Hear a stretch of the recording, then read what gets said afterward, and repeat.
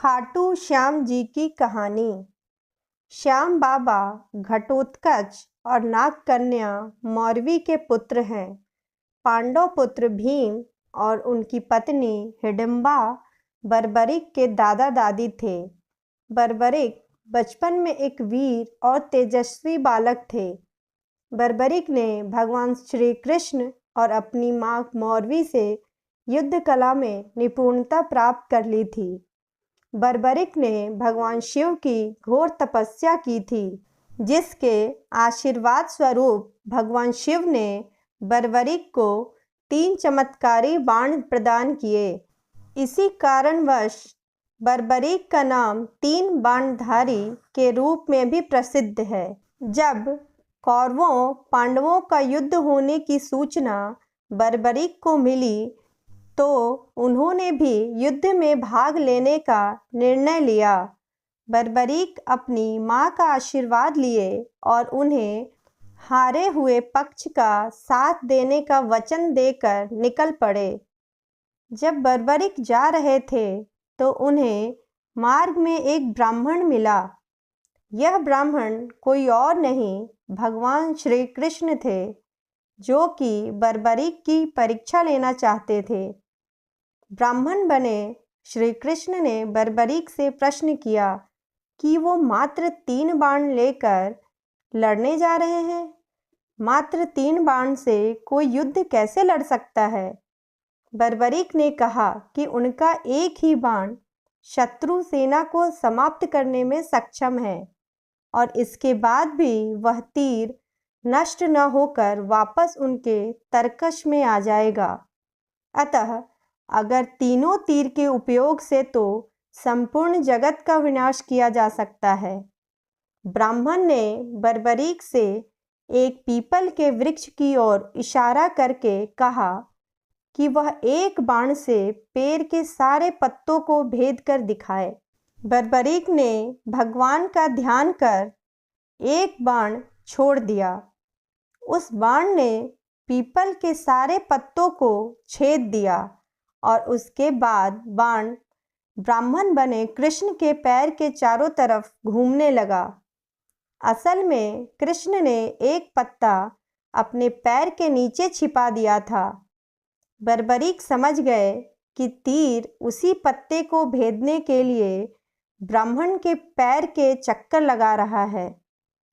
बर्बरिक बोले, हे ब्राह्मण, अपना पैर हटा लें, नहीं तो ये आपके पैर को वेध देगा। श्री कृष्ण बर्बरिक के पराक्रम से प्रसन्न हुए। उन्होंने पूछा कि बर्बरिक किस पक्ष की तरफ से युद्ध करेंगे।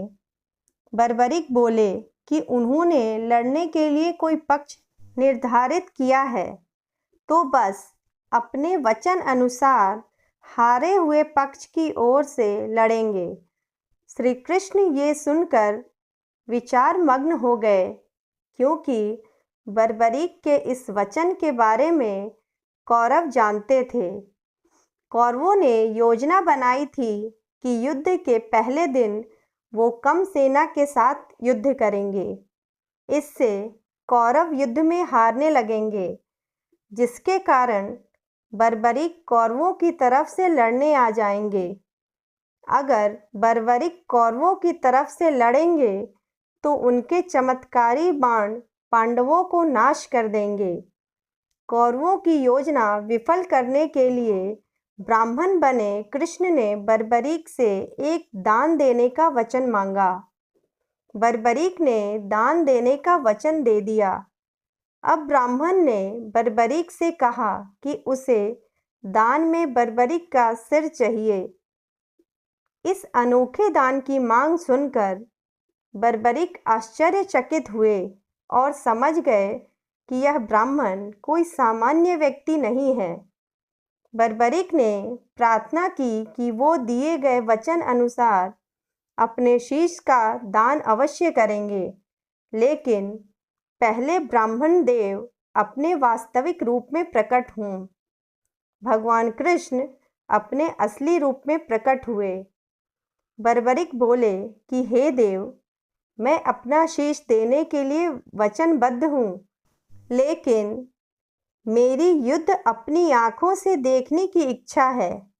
श्री कृष्ण बर्बरीक की वचनबद्धता से प्रसन्न होकर उसकी इच्छा पूरी करने का आशीर्वाद दिया।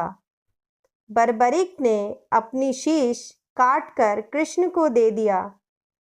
श्री कृष्ण ने बर्बरीक के सिर को 14 देवियों के द्वारा अमृत से सींचकर युद्ध भूमि के पास एक पहाड़ी पर स्थित कर दिया, जहां से बर्बरीक युद्ध का दृश्य देख सकें।